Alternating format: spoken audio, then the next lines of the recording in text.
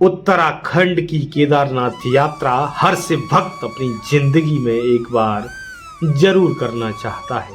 हर साल केदारनाथ धाम की यात्रा पर लाखों भक्त आते हैं और हर साल केदारनाथ धाम की यात्रा पर आने वाले भक्तों का एक विशेष रिकॉर्ड बन जाता है। केदारनाथ धाम की यात्रा एक कठिन यात्रा मानी जाती है, लेकिन इस कठिन यात्रा को होने के बावजूद भी हर साल लाखों की संख्या में श्रद्धालु यहाँ पहुँचते हैं। केदारनाथ धाम जाने के लिए सबसे पहले हरिद्वार आना पड़ता है और हरिद्वार के बाद ही आप केदारनाथ धाम की यात्रा शुरू करते हैं। केदारनाथ धाम की यात्रा आप अपनी गाड़ी के द्वारा भी कर सकते हैं, बाइक के द्वारा भी कर सकते हैं और बस के द्वारा भी कर सकते हैं। अधिकतर लोग यहाँ ग्रुप में आना पसंद करते हैं, लेकिन कुछ लोग मेरे जैसे भी हैं जो केदारनाथ धाम की यात्रा सोलो यानी अकेले करना चाहते हैं। लड़कों के अलावा आजकल लड़कियां भी सोलो यात्रा करना पसंद करती हैं। वैसे सच बोलूं तो सोलो ट्रैवलिंग करने का अपना ही एक अलग आनंद होता है। हमारे मन में जब होता है हम वहां रुकते हैं, हमारे मन में अपनी पसंद की चीज़ें देखने की इच्छा होती है तो वहां हम उन व्यू को अपने कैमरे में कैद कर लेते हैं और खास करके अपनी नज़रों में। न किसी के आगे निकलने का गम होता है और न किसी के पीछे छूटने की कोई टेंशन होती है। मैं खुद भी केदारनाथ धाम की सोलो ट्रिप कर चुका हूँ, तो मुझे तो बहुत आनंद आया और भगवान भोलेनाथ का नाम लेते ही यात्रा करने का, केदारनाथ धाम की अपनी अद्भुत ऊर्जा का अपने आप में मैंने वहाँ बहुत कुछ महसूस किया। केदारनाथ धाम की यात्रा आपको किस प्रकार करनी चाहिए ये मैं आपको बता देता हूँ। केदारनाथ धाम की यात्रा पर आने से पहले आपको 1 महीने पूर्व भी अपनी तैयारी पूरी कर लेनी चाहिए। अगर आप केदारनाथ धाम की यात्रा पर जा रहे हैं तो मैं तो आपको सिर्फ यही बोलूँगा कि आप पैदल ही केदारनाथ धाम की यात्रा करिए, क्योंकि पैदल में जो आनंद है वो घोड़े और खच्चर पर बैठकर नहीं, क्योंकि जो भगवान शिव स्वयं पशुपतिनाथ हैं और उनके पशुओं को कष्ट देकर आप यात्रा कर रहे हैं, तो मैं इस यात्रा को करना उचित नहीं समझता। लेकिन आपकी वजह से किसी घोड़े को मार खाकर आप केदारनाथ पहुंचना पड़े तो फिर आपकी यात्रा कैसे सफल होगी। आप पैदल बहुत ही आराम से केदारनाथ धाम जा सकते हो।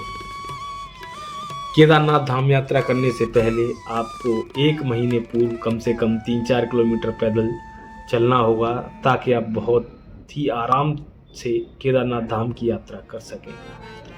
यहाँ पर दर्द की दवाइयाँ, गर्म कपड़े और अपनी सुरक्षा से जुड़ी हुई सामग्रियाँ भी लेकर के साथ में पहुँचें। केदारनाथ धाम से आने से पहले आपको हरिद्वार से सोनप्रयाग तक की बस बुकिंग करवा लेनी चाहिए अगर आप बस से आ रहे हैं। अगर कोई बुजुर्ग है और वो हवाई यात्रा करना चाहता है तो इसके लिए हेली यात्रा के लिए इनकी एक आधिकारिक वेबसाइट है, आप कृपया उसी से अपने टिकट को बुक करें। सोलो ट्रिप के दौरान आपको सोनप्रयाग आना होगा और सोनप्रयाग होते हुए आप सोनप्रयाग में या फिर आप सीधे सोनप्रयाग से गौरीकुंड में नाइट स्टे कर सकते हैं और नाइट स्टे करने के बाद में आप मॉर्निंग में 2 या 3 बजे अपनी यात्रा को आरंभ कर सकते हैं, ताकि आप बिना किसी थकावट के दोपहर 12 या 1 बजे आप केदारनाथ धाम पहुंच जाएंगे। केदारनाथ धाम की पैदल यात्रा करते समय आपको एक बात का खास ध्यान रखना है, क्योंकि आपको धीरे धीरे चलना है और रुक रुक कर चलना है और कम से कम बैठना है। बहुत से लोग पैदल यात्रा करते करते बार बार बैठते हैं, जिसकी वजह से उनके पैरों में दर्द होने लगता है। तो आप आराम तो करिए लेकिन बैठिए बहुत कम।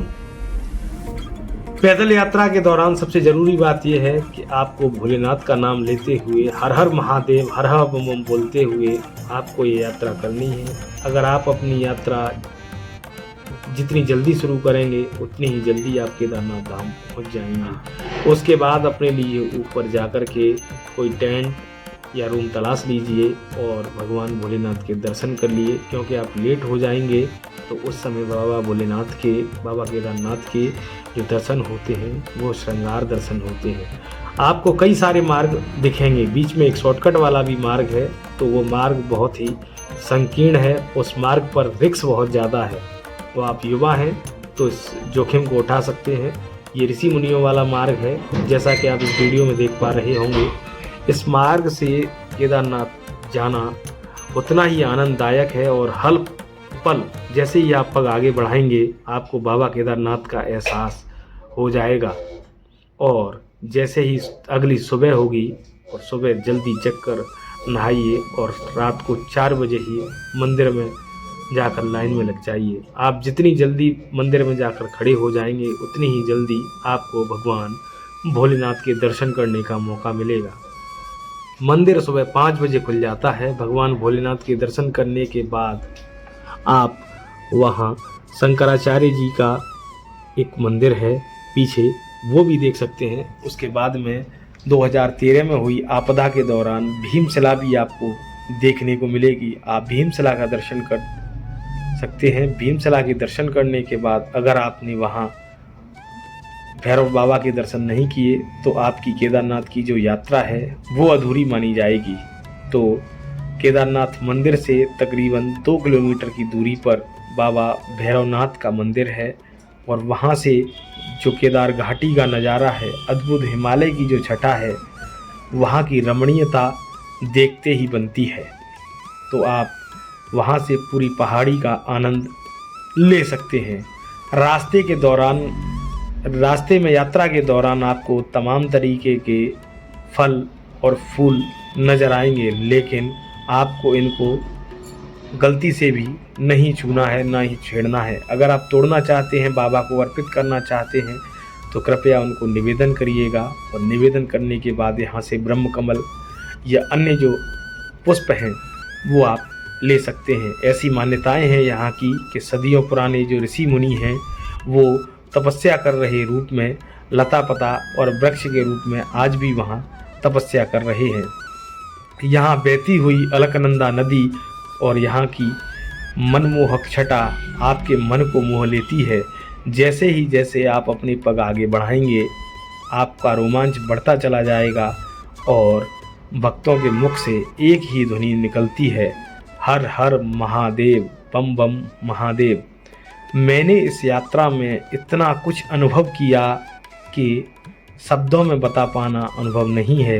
ये यात्रा तो गूंगे के गुड़ के समान है कि जिस प्रकार गूंगा गुड़ को खा लेता है और उसकी मिठास को वो अनुभव करता है तो उसका अनुभव केवल उसी को होता है। तो यही स्थिति कुछ मेरी थी कि हाथ में जिस लकड़ी को लेकर के मुझे आगे बढ़ना था तो उस लकड़ी को मैंने कंधे पर रखा और मस्ती से शिव का नाम लेते हुए आगे बढ़ता चला गया। ये आदि गुरु शंकराचार्य का वो विग्रह है जिसे हाल ही में निर्मित किया गया है। शंकराचार्य जी का विग्रह इतना रमणीय है कि इस विग्रह को देखते ही आपको साक्षात शंकर के अनुभव होंगे और आप उस प्राचीन काल को अनुभव कर पाएंगे।